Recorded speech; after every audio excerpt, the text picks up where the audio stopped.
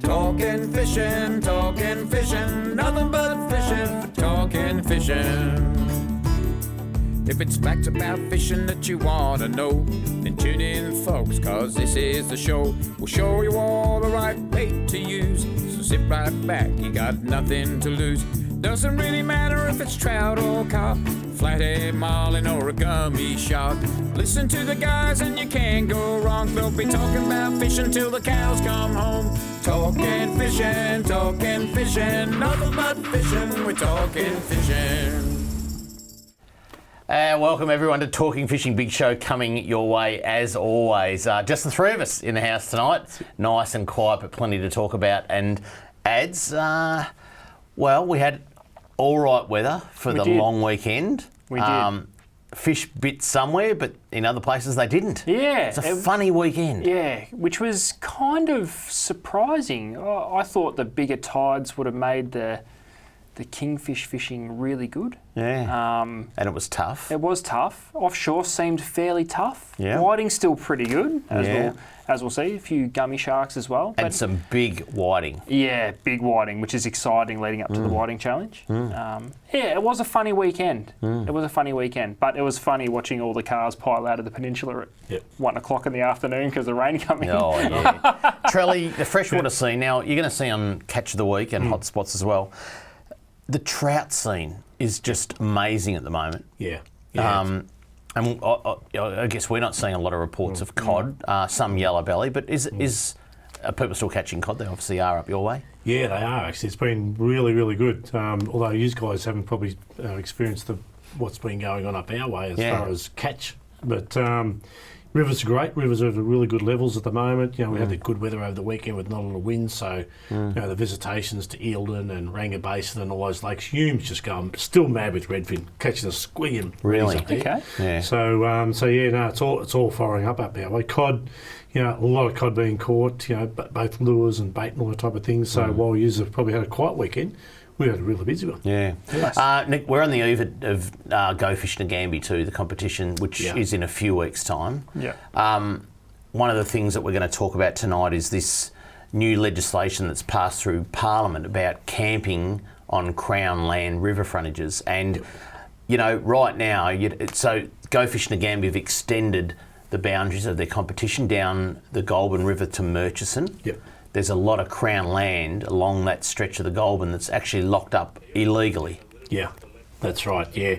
And a few of those properties, and we're only talking about access via public land. We're not talking about crossing over people's private land or people's properties to get to public land. We're talking about areas that have been locked up for a few years or a number of years that are going to be opened up and signposts and things like that. So so it does open up a lot of country that hasn't been it's been public land, but historically public land. Lots of protest about that too, and certainly the farmers are up in arms, and you've rattled a cage when Peter Credlin gets on and talks about it. And this morning on Sky News, Peter Credlin is there claiming that the new legislation is going to lead to squatters on public land. Like, how ridiculous is that? Look it up if you want to look it up. How absolute ridiculous is that? All people want is to be able to camp on public land, as they should be allowed to. Yeah, that's right. And historically it's been public land. It always has been public land, so it should continue to be public land. We're going to tell you how to make some comments about that, because it is open for public consultation. It's as important that you say you support it, because all the farmers are going to say they don't support it. We need to have a balanced argument. Folks, let's have a look at what's been caught by the people at home. It's time for Catch of the Week. Catch of the Week, brought to you by Shimano.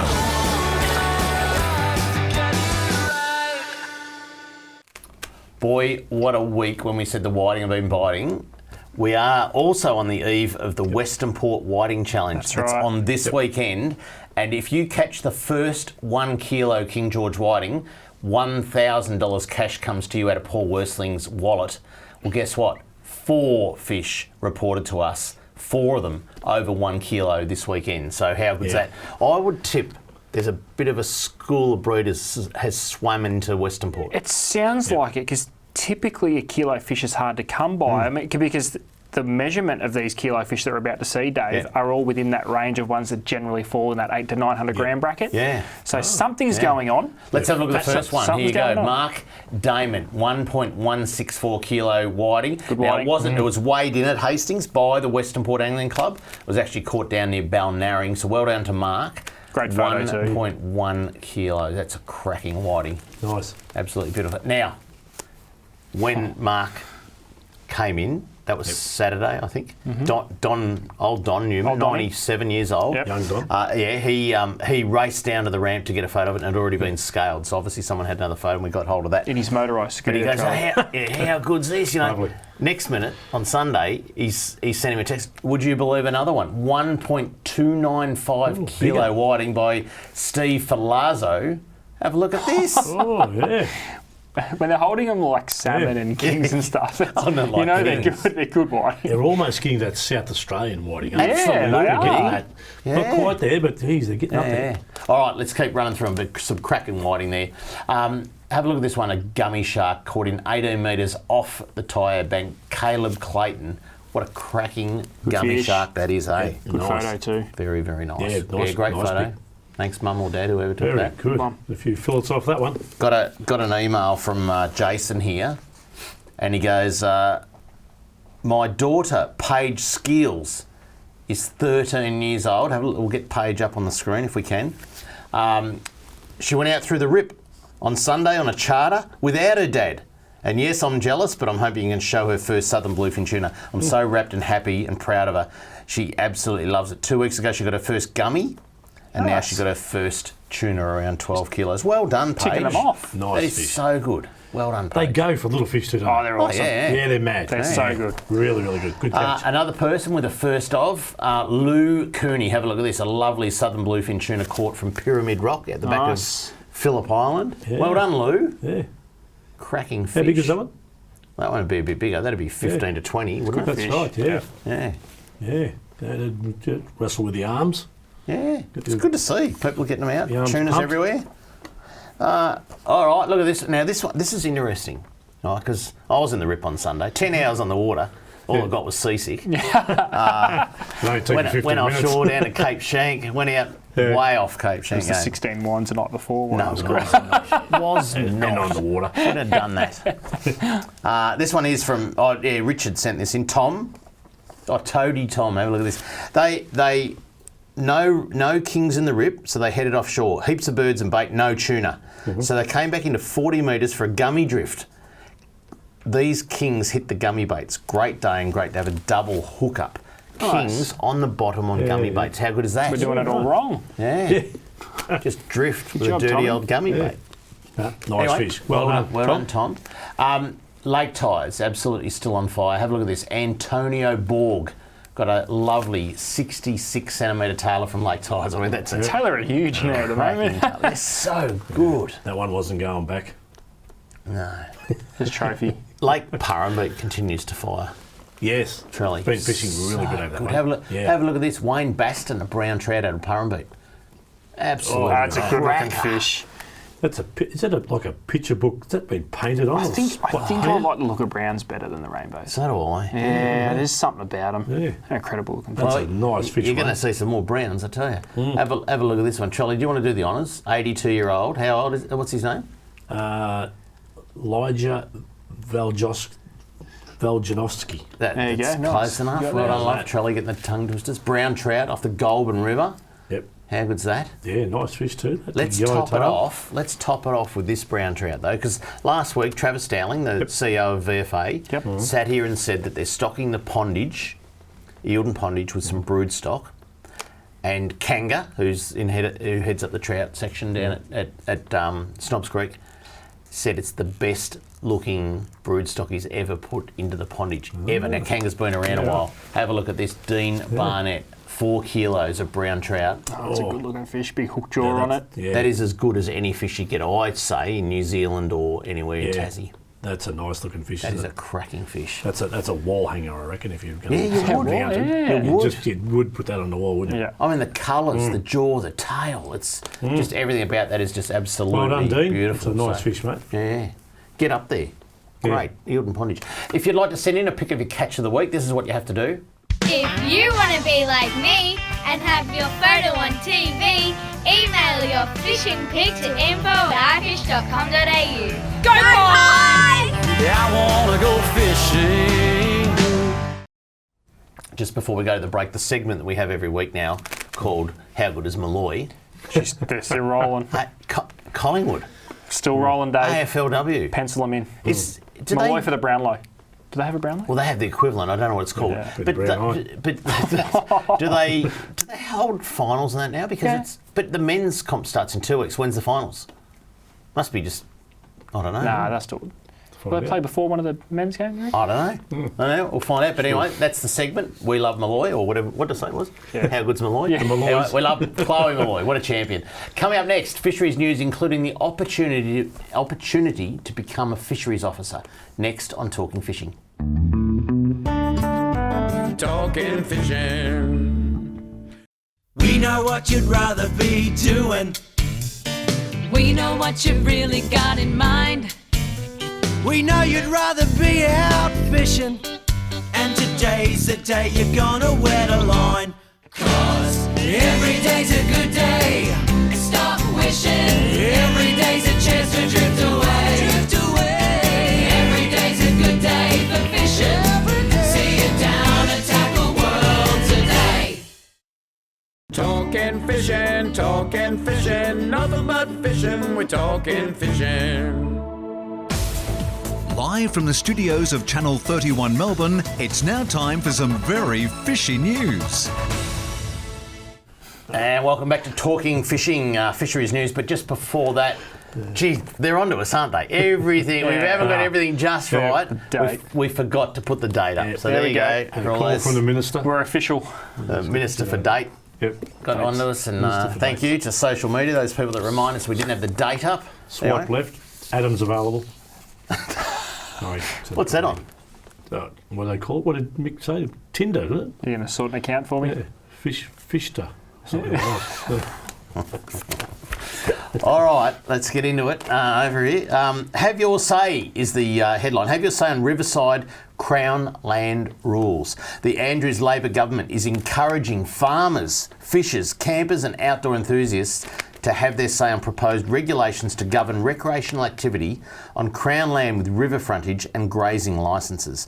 In 2018, the government committed to guarantee access to fishing and camping on Crown land that has grazing licences and water frontage to help friends and families spend more time together outdoors. To enable the implementation of this commitment, Parliament recently passed amendments to the Land Act 1958 to remove the prohibition of camping on licensed river frontage because it was banned. So they removed that. The Department of Environment, Land, Water and Planning have drafted proposed regulations to govern the recreational use of Crown land that has grazing licences and water frontage.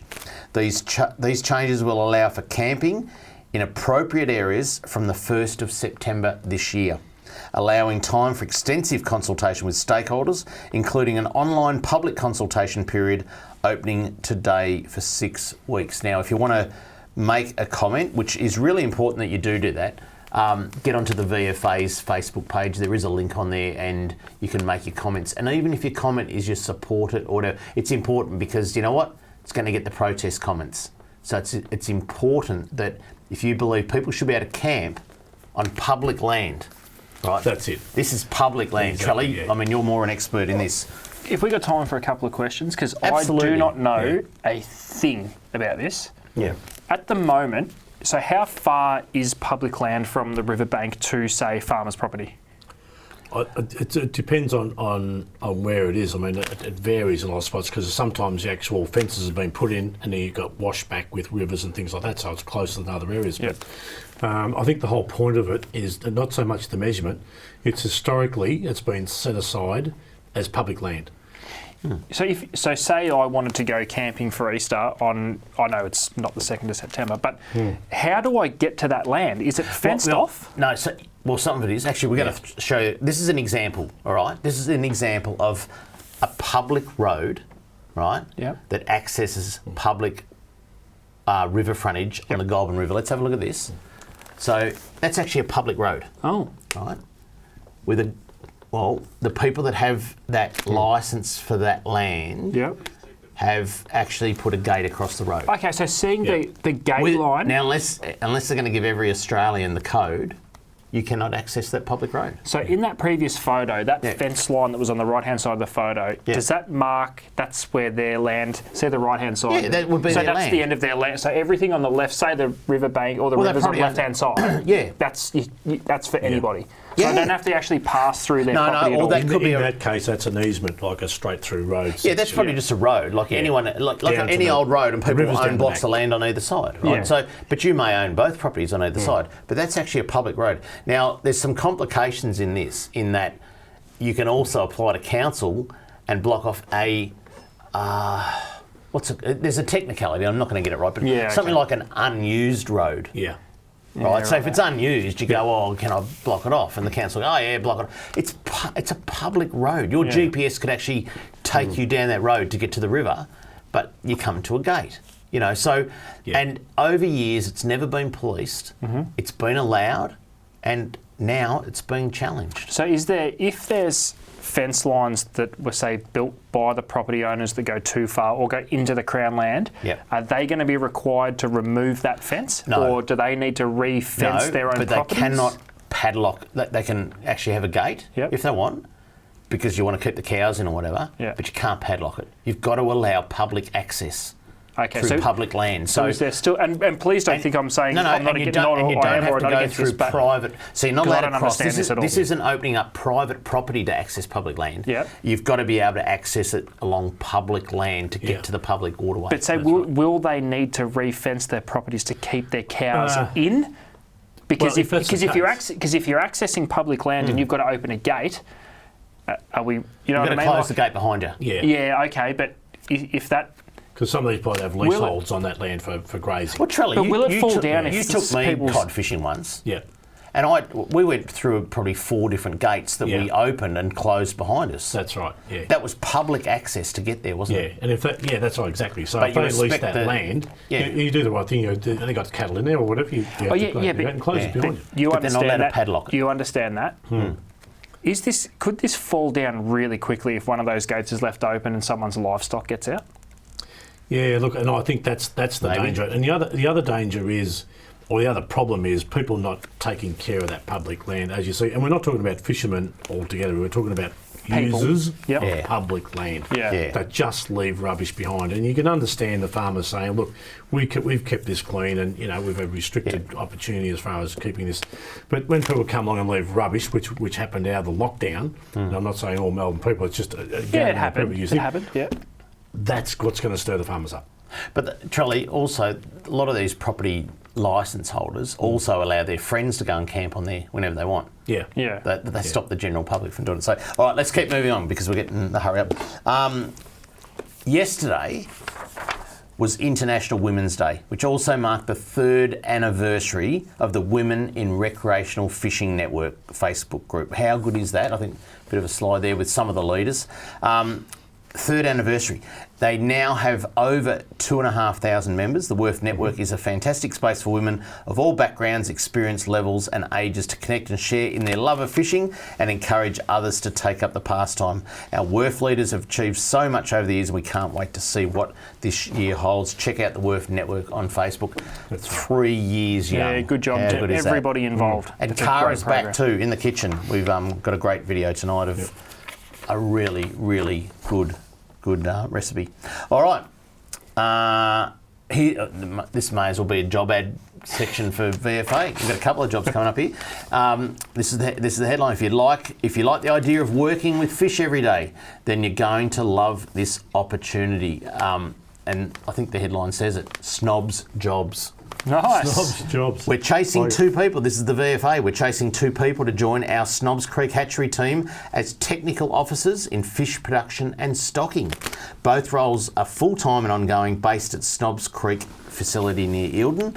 So if you love your trout, salmon, Murray cod and macas, get cracking with your resume. To apply or for more information including salary, check out the link on the VFA Facebook page. Applications close on the 12th of March. Nice. So you do need to get in quite quickly. But I tell you what, I've I've sat on the Snobs Creek board for the last 6 years, and it's an absolutely beautiful place for a 75-year-old facility. It's just had a heap of money spent on it. It's really good. If you're half interested, go and apply for that job. And if you're even more interested in this one, the headline is Catch a New Career as a Fisheries Officer. The Victorian Fisheries Authority has commenced a recruitment drive for 7 trainee fisheries officers with a view to filling vacant positions across the state. VFA Chief Executive Officer Travis Dowling said the roles would suit passionate individuals with integrity, wanting a challenging career protecting our fisheries resource for future generations. So Trelly's out.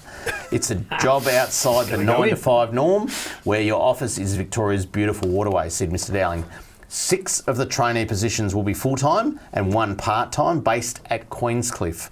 Once candidates successfully complete the initial 10-week residential training course in Queenscliff, they will then undertake on-the-job field training with experienced officers for the remainder of the 12-month traineeship. At the end of the 12-month training program, successful candidates will be able to apply for ongoing fisheries officer vacancies throughout the state. So it is nice. It is the key. To becoming a fisheries officer in Victoria if you want to do it. I reckon I'd go good at that. Yeah, you'd be fine. I know all the sneaky spots where they hide fish. You'd be out there busting them all day long, wouldn't you? I could just, How's this one? This one got my attention. Can I just say? Yeah.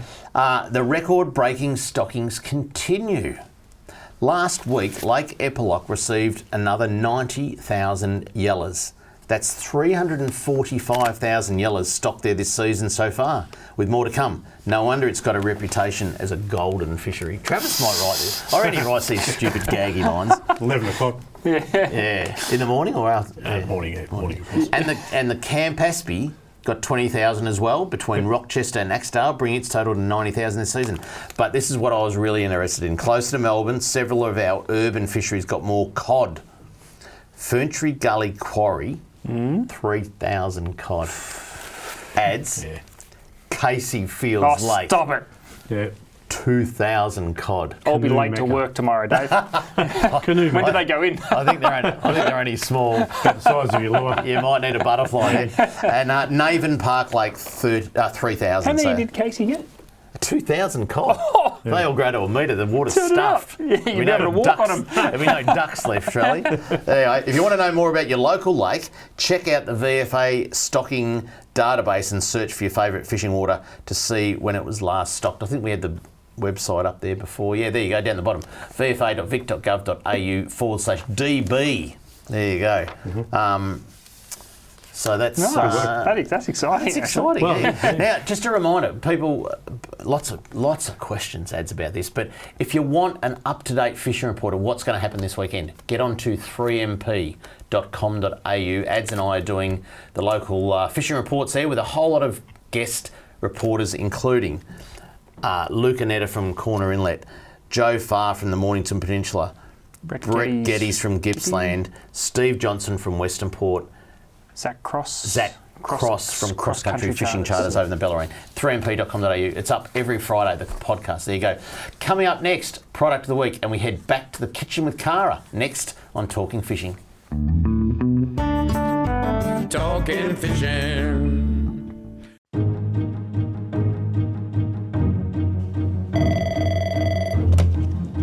Good morning, spotters. Stephanie speaking.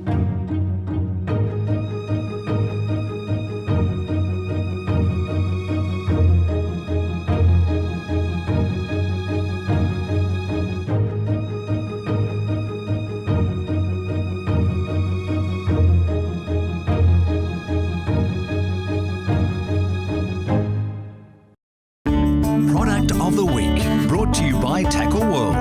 Talking fishing, nothing but fishing, we're talking fishing.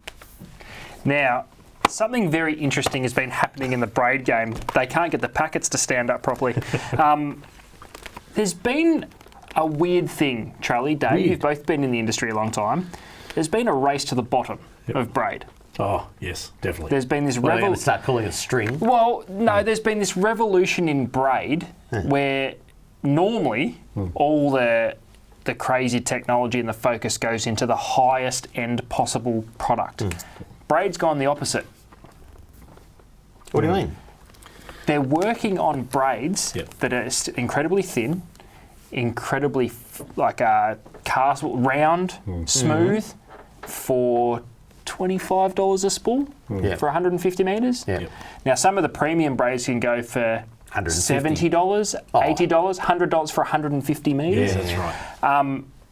Kairiki 4 is one of the latest incarnations of the affordable braid market, and this is kind of exciting because we're lucky enough for what we do for a living. We get to see and play and handle with the highest possible quality fishing gear from every manufacturer, and it's an amazing part of our job. But there's something that's better than those crazy, I guess, really expensive quality gear, and it's something of incredible value, and I think that's where this falls into that category.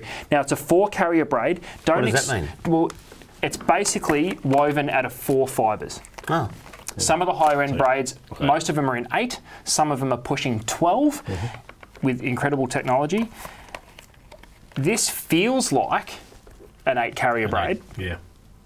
It feels like a premium braid. It's made in Japan, and it's on the lower end of the market. So whether you're just getting into braid, whether you've used braid, it's done your head in, you've gone back to mono, but that drive to cast a lure again is starting to creep up, and you don't really want to spend the $100 on a spool of braid, that's where Kairiki 4 comes into play. It comes in one colour, it's a high-vis orange.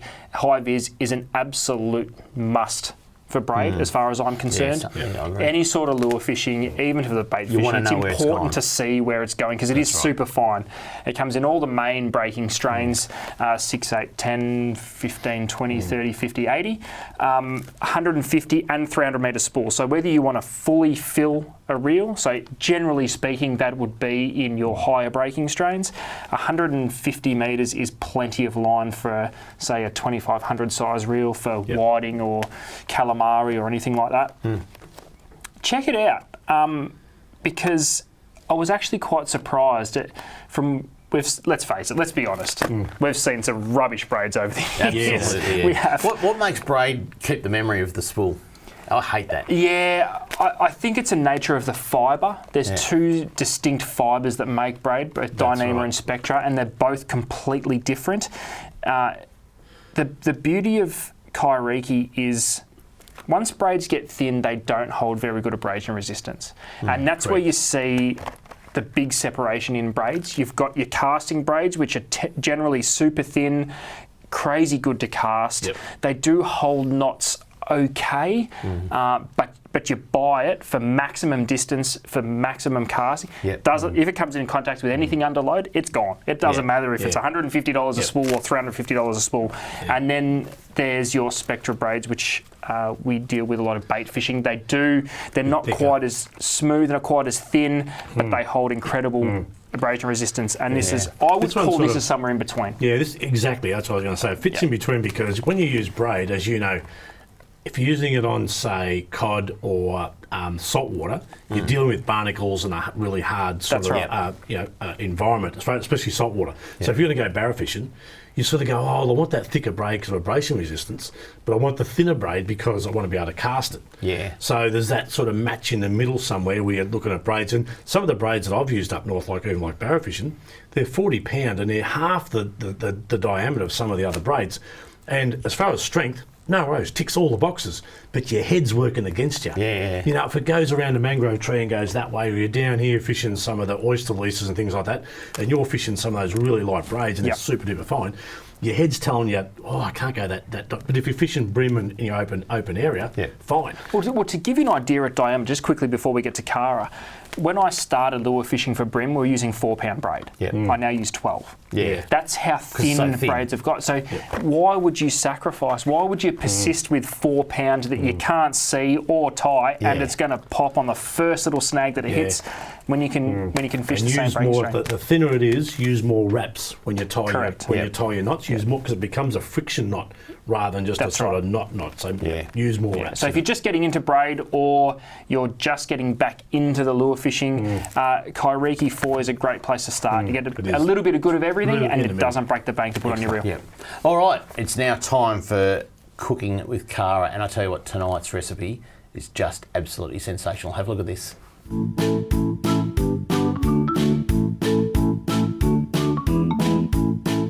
This week I'm cooking with Cara. There's kids in the kitchen.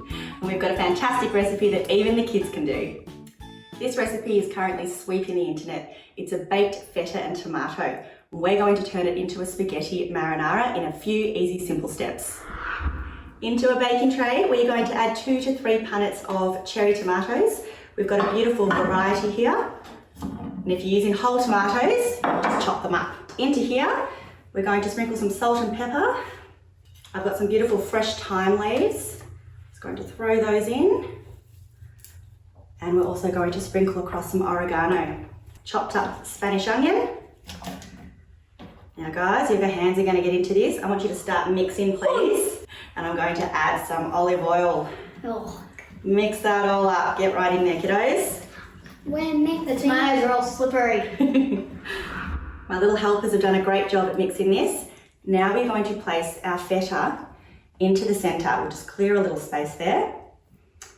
Little drizzle just over the feta there of the oil. And a little bit more of the oregano. And this can go straight into a hot oven of 180 for 25 to 30 minutes. Then we're going to add our marinara mix and get our pasta on the stove. We've just pulled the tomato dish out of the oven. I'm going to remove our sprigs of thyme. The flavours would have well and truly infused. And now we're going to add our marinara mix. We've got some calamari, prawns, salmon. There's some whitefish in here, just beautiful. All right, darling. Place those around. Be careful to touch the sides because it's super hot. So then we will pop this back into the oven for 12 minutes. We don't want to overcook this beautiful seafood. And then we're going to add the pasta archer, that pasta there, and that's going to take 3.5 minutes to cook. So we'll pop that in so it all times perfectly. This is where we turn this beautiful dish into the sauce and then add our pasta. So our feta should have melted, and look at that. Press that down with a spoon, beautiful.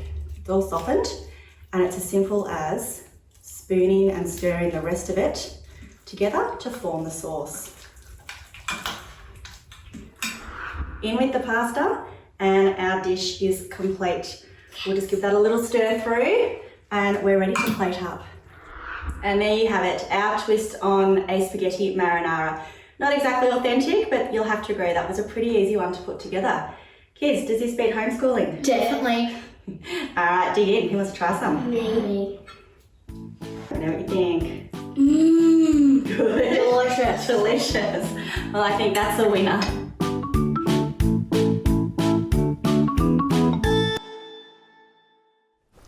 I just got a message from Cara during that if anyone knows how to get olive oil off kids' clothes when they wipe their hands, they just write in kramer@ifish.com.au. Email us how to get olive oil off kids' clothes. Yeah.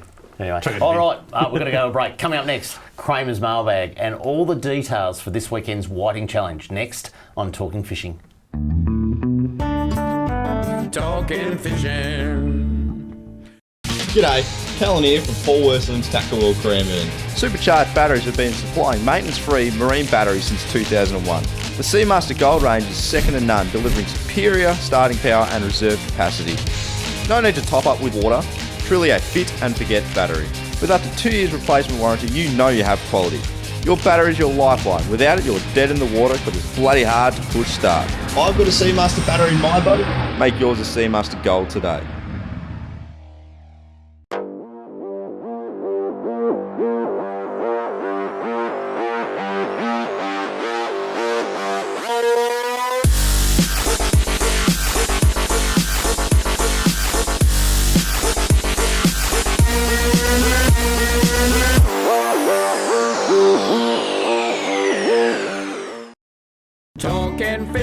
Talking fishing, nothing but fishing, we're talking fishing.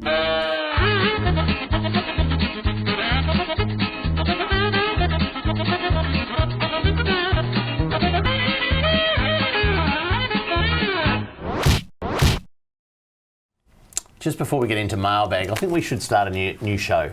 called the extended version. No, food critics of Cara's Food cooking. critics, Oh, that's yeah. You right, guys yeah. are terrible during the Amazing break. commentary. I know. Amazing commentary. guys are Only terrible. because I said, where's the garlic? Yeah, no garlic in it. No Yeah, garlic. which is surprising. When's the Oh, last yeah. time you had spag Yeah, Cara with looks a no little bit garlic? Italian.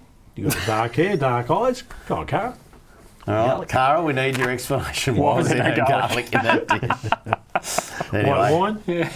no white wine, eh? No white wine. You would see, Dave. Yeah, I know. I would have. Yeah, I wouldn't have been there. All right, here we go.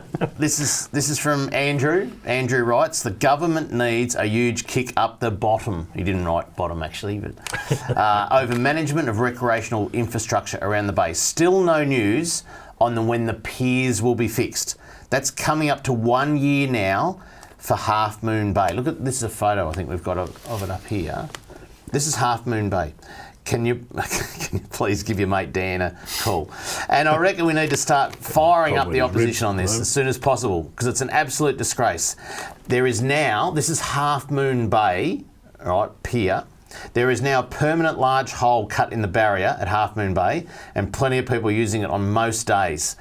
Right, so if you can see all those people on the end, Yep. well, to the left of that, there's actually a fence. It got fenced off a year ago now. The guys repairing the hole have now given up. Not sure how that reduces the risk profile for Parks Victoria. This photo was taken on Sunday. It's an absolute... I do not get why, and it's not the only one. Mornington, what's that, Jetty Pier or whatever, that small one. Yeah. Warneek, 2 piers. Brighton still under repair. Yeah. You know, and what a joke. What a joke that Parks have put a fence up and then it's just got a permanent hole in it. Yeah. I mean, it is an absolute joke. I don't know who we give that to, but... It's going on some sort of pile. I'm not happy with. Yeah. Daniel's got a couple of problems with his ribs at the moment, so Yeah. we'll be looking at Last thing on his mind is going to be Half Moon Bay Pier, I'm tipping. it. All right. No, this is a bit controversial, lads. This is right up your neck of the woods. I'm not going to read this whole thing. I'm not going to say who it's from, but George says. But this guy writes in. He goes, "There's a tragic situation occurring in Bem River, and other smaller systems holding up. Whether they're holding up under extreme angling pressure. Malakuta was once the Mecca. The black bream population is now near extinct. I haven't heard that before. Anyway." Also, other struggling black bream population estuaries, like these smaller systems like Bem River, are under extreme angling pressure. And I am seriously saying extreme. Something needs to be done urgent to protect the bream population in these small systems like Bem River and Tamboon, but particularly the Bem. How it's holding up at the moment astounds me. And it goes on to say that the slot limit for bream and the bag limit should be changed statewide because black bream are nearly extinct at Malakuta. Didn't they, like as far as the netting goes, has been ceased? It's ceased for netting these fish down Well, there. Malakuta's been ceased for a long time. 20 years probably, or at least 15 anyway. Bem, ads, I mean, I don't know the Bem, but... I could go on forever. Yeah, let me read, because I went to old Don, right, 92 years old, and I got a response from Don, because I know Don goes up there every year. This is to Bem or Malakuta that Don goes to? Bem. Yep. Yeah. Okay. I am sure the VFA have a pretty good handle on the situation. I've been fishing Bem River with our annual club competition for over 40 years. And although every year is different with fishing conditions and fish stocks, it always seems to produce quality bream. Our club voluntarily changed our weigh-in rules for bream a few years ago so that we only weigh in the best 5 bream per angler per day. I personally keep bream in a live well and I release them all after a weigh-in. I do not fish Marlow, Tamboon or Malakuta, so I can't comment there. I believe the better way is to encourage anglers to use large circle hooks or lures only so that fish can be released without swallowed hooks. The proposal to create a slot limit of bream up to 38 centimetres has caused a bit of concern with our club. We believe it would be better to be able to keep one trophy bream over 40 centimetres and a bag limit of 5. The Bem system is much larger than most anglers realise. With all the water in the Bem River, Sydenham Inlet and the entrance, Mud Lake, Swan Lake and all the wetland areas in between to act as a nursery. Most anglers visit Bem River only once or twice a year, and with limited accommodation, it's not subject to the same pressure as Gippsland Lakes. So there you go. There's two sides to that story, and I actually don't know. Fisheries got a science on it as well, have they? I'm not sure. Because I'm sure they would have. They've pretty much got a science on everywhere else. So if you take that, if you've got good, solid science on something, you can sort of base your opinion on it. But look, I like the guy writing in and bringing it to the attention. I mean, everyone's concerned about their own backyard and things like that. So and it might raise a few questions, but then it might put the spotlight on it and give us some measurements. Yeah. Yeah, all right. Now, maybe we're going to get Dallas back in before the end of the season. Let's give that one to Dallas, right? The next one, Steve writes in, do you need to take a measuring tool in the water when you're diving for abalone? I looked it up. I know the answer. Yeah, I would assume so. You do. You have to carry a measuring tool. Now, it doesn't have to be the fisheries one. Yeah. It's just got to be a measuring device so you can measure the size of the abalone. Like a packet of smokes was 9 centimetres long. You could take that with you. Exactly. If you'd like to write into Kramer's Mailbag, this is what you have to do. Send your mail to Kramer's Mailbag, PO Box 734, Patterson Lakes, Victoria 3197, or email kramer@ifish.com.au. All righty. This weekend is the Western Port, Western Port Angling Club Whiting Challenge. Western Port Angling Club Whiting Challenge 2021. It's the 32nd annual year of the event, and here is all the prizes up on your screen. $10,000 for a boat, motor and trailer. You don't even need to catch a fish. All you need to do is enter into the comp. It's on this Saturday and Sunday. If you haven't entered already, you can only enter at 4 places, which is Tackle World Cranbourne, Tackle World Mornington, Mako Marine Hastings, or Spot On Bait and Tackle in Hastings. You can enter there up to 5 p.m. on Friday, or if you want to, you can go down to Hastings Boat Ramp to the club rooms, and you can actually enter up to 2 o'clock on Saturday. Cash only. Cash only to enter. And if you do enter, you have every chance of being drawn out for the boat, motor and trailer. Now, for those that win, for that one person that wins the best or the biggest whiting, here's the prize. We brought it in. I don't know if we can get a close-up on that from a camera there, but that is a hand-painted King George whiting from Bridget Thomas. It's hard to see through the camera lens there, Dave, but the detail on that whiting is incredible. It does look like a skin. Like a whiting skin. It is incredible. Yeah, it's really good. It is a piece of art, hand-painted on a Western Port map. Absolutely sensational. Don's been good enough to lend us that for the night, and just a magnificent prize. And like we said earlier in Catch the Week, 4 fish over 1 kilo have been caught on the weekend. There's every chance someone will catch a 1 kilo whiting this weekend and win $1,000 cash from Paul Worsing. Wouldn't that be good to see that go off? You get a moth too, wouldn't you? You would, yeah. There you go, that's it. After the break, the all-important hotspots. Next, I'm Talking Fishing.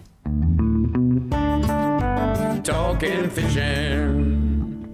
The Beaumaris Motor Yacht Squadron is a trailer boat and social club on Port Phillip Bay. The club has a great range of facilities, including multiple boat ramps, ample car and trailer parking, boat wash and fish cleaning, fishing competitions and boat safety lectures, boating activities and club events, a restaurant and 2 bars. Easy launch and retrieval makes for a relaxing time on the water for you, your family and friends to enjoy. And boating memberships are now available. The Beaumaris Motor Yacht Squadron, the best trailer boat experience on the bay.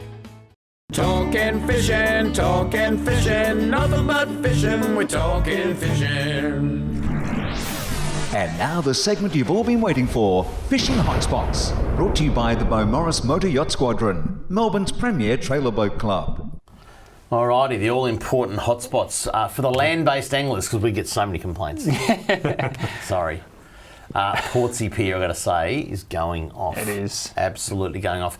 On an incoming tide, fish for calamari. On an outgoing tide, fish for King George whiting. That's the way it is. Those whiting are in amongst those weed beds on that. If you're looking out at the pier left-hand side. But on the inside of the pier, nice weed beds for the calamari. Interesting. I've never fished for whiting there. I fish for calamari. Yeah, a lot of people doing land-based whiting now. I know Anthony's Nose, another hot spot we were talking about during the week. Yep. Always a good spot, but Portsea Pier, I'm telling you. Trelly, over your way, Indented Head, King George whiting on fire there. Yeah, there's been some great catches over that way. Go and talk to your boys in Trelly's Geelong, eh? They'll put you right on the spot. They will, because they fish, a few of the guys there, they're unreal. They fish before coming to work, and they'll fish on the way home. They're mad. So, yeah, and they just follow it to, like, you know, Labradors to Tinapel. You know? Yeah, there you go. For those of you heading out on the whiting challenge this weekend, 2 spots to go to. Flinders, King George whiting, go deep. Fish anywhere 15 to 17 metres, I reckon, is the hot spot. Confirmed kilo plus during absolutely. the course of last week. There will be some good King George whiting coming out of Flinders this weekend. And the other one, McAfee Reef, over on the shoreline of Phillip Island. Yep. That'll be another place where potentially a 1 kilo whiting will come from. It'll be interesting to see how many competition goers will tough out the tides there. That's the only thing that keeps people out of there, I think. How fast it runs. Well, the tides are a little bit settled this week compared to last weekend. Okay. So, yeah, well, be it'll be about interesting half to see pace. if we get those big whiting. I'm sure the tide's got something to do with it. It's just the weather. I'm not sure what the weather's doing this weekend. I think it's maybe going a little bit windy. No, it's going to be fine. Going to be fine? No, it's going to be fine. Oh, let's see how we go.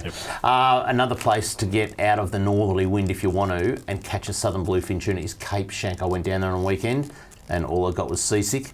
But what a lovely place. Every time I go down there now, it's you just look at it and go, what a beautiful part of the coastline. Yeah. What's the ramp like down there? What do you put out? There's no ramp. no, you got to go all the way. You either got to the ramp at Hastings is real good. Yeah, or Stony That Point. far out? Yeah. Oh yeah, it's a fair way. Yeah. We left Blairgowrie Marina. I mean, it's an hour's drive down there. Yeah, I was going to say.